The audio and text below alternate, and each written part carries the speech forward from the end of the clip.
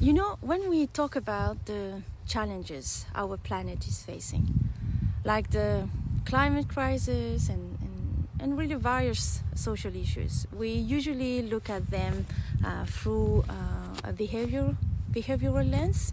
We often ask, why do so many people seem to struggle with the qualities or skills needed to achieve the Sustainable Development Goals? That's why we brought inner development goals. But what if this isn't just about behavior?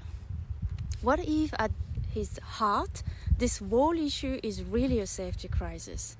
I touched on this idea in my last video, and I would love to dig a little deeper with you today as I got some questions. When we start to look at this as a safety concern, it opens up a whole new set of questions about how we can encourage compassion, collaboration, and a real change. What do you think? Let's make my case. Let's pause for a moment and think about something important.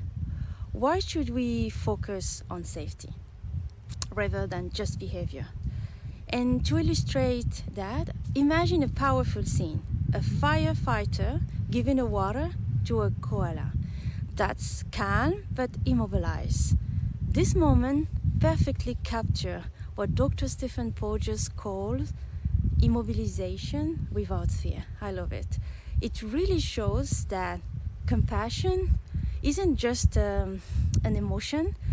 It's really this response from our bodies. Our nervous system is wired to express compassion only, and I said only, when we feel safe. And this social engagement system, as we call it, is something really unique to mammals, where it signals of openness, like, our facial expression, the tone of our voice, and even our heartbeat. That helps us connect and feel secure. So when you think about it, compassion can't really thrive when our nervous system is on a high alert. In those defensive moments, we tend to be judgmental, close off, evaluative, which blocks our ability to get this compassion. We end up activating those older survival-oriented part of our brain that keep us from this connection and connecting with others.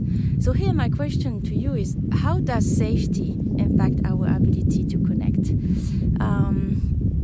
Let's find an answer for that. Think of it this way. Our nervous system is like a switch.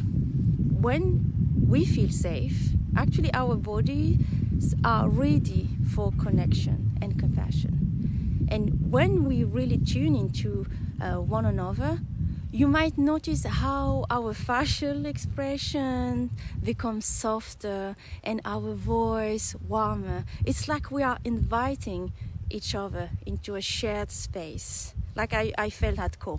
That image of the firefighter and the koala is a great example.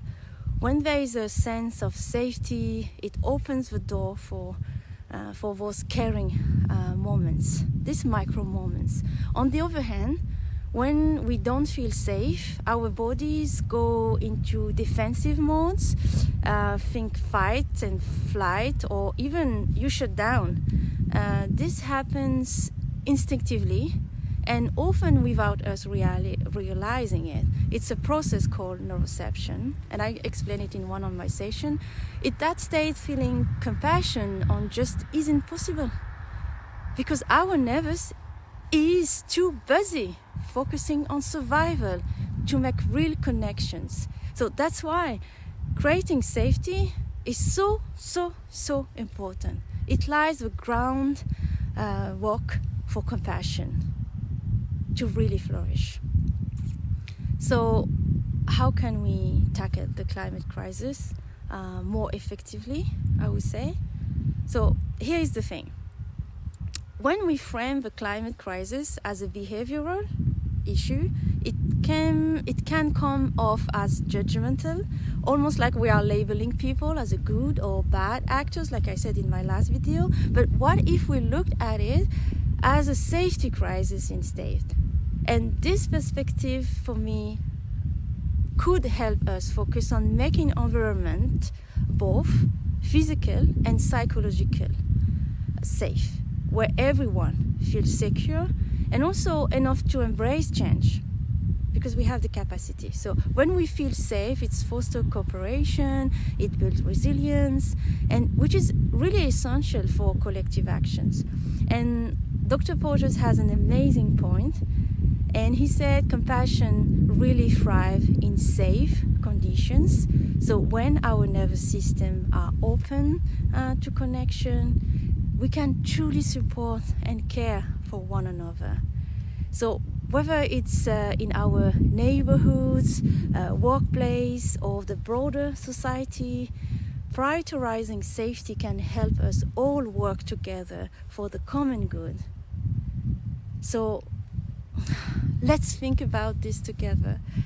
Can we create a world where everyone feels safe, allowing compassion to flourish? So I'm really excited to embark on this journey with you, to really rethink the crisis and move toward a more resilient future. And why I'm saying that, because at the IDG at Stockholm, we had also the opportunity, and I have to say a chance, to hear the Combatant for Peace. And when I saw their film about what they do in Palestine and Israel, that try to talk to each other, in the film, one Palestinian said they all watched the film The List of Chandler, and there the Palestinian said, for the first time I felt compassion. And I think we all can feel compassion only when we feel safe in the arm of each other. You see the koala, you see the firefighter, he's giving a hand. He has certainly a soft gaze toward the koala. He can give him water without afraid in him. He's really immobilized without fear. Could we in this world feel all that way? You see me, I am taking this video, it's dark, it's the night, and I feel safe. But it's not the same everywhere, and I'm really grateful to be in a place where I can feel safe. But let's acknowledge that it's not the case for everyone in this planet. So, I take a deep breath in, and if you want to feel the safety within and signal to your body that it could feel safe even though toward you is unsafe, give him the signal. Take a deep breath out really slowly. That will give your body the signal that you are safe. So take care, flourishers.